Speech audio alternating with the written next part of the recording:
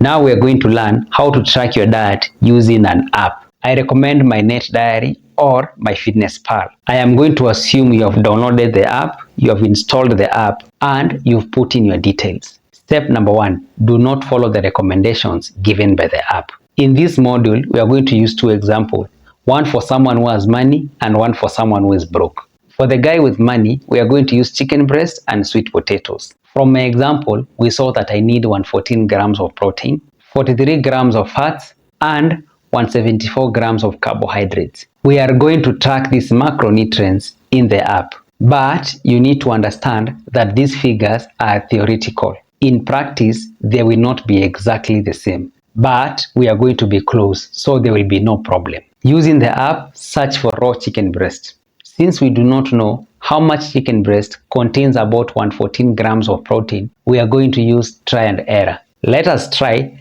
500 grams of chicken breast. This one contains 102 grams of protein and 15 grams of fats. But 102 grams of protein is a bit low.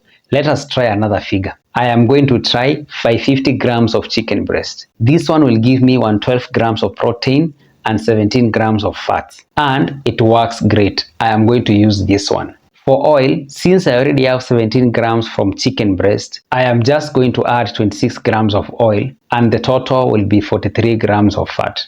550 grams of chicken breast plus 26 grams of oil will give me 824 calories. When I take the total calories, which is 1536 minus 824, I will get 712 calories. These 712 calories should come from carbohydrates. In our case, sweet potatoes. Since we do not know how much sweet potatoes contain 712 calories, we are going to do try and error.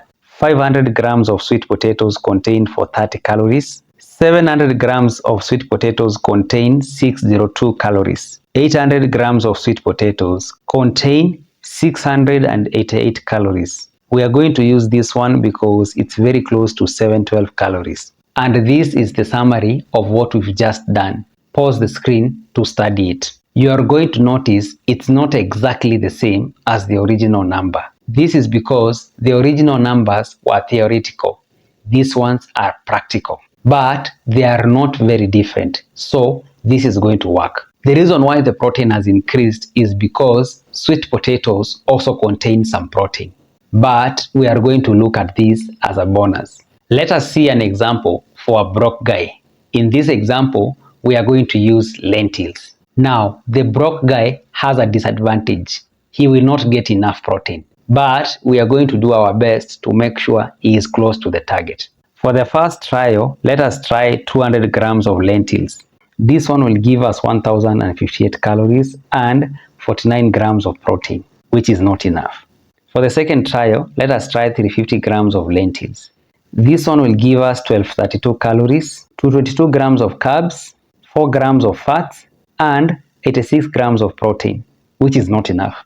But we cannot keep on increasing because we need to add some fats and the carbohydrates are becoming too many. For oil, I will just add 39 grams, and this is a summary. It is not as good as the other one, but it will still do the job.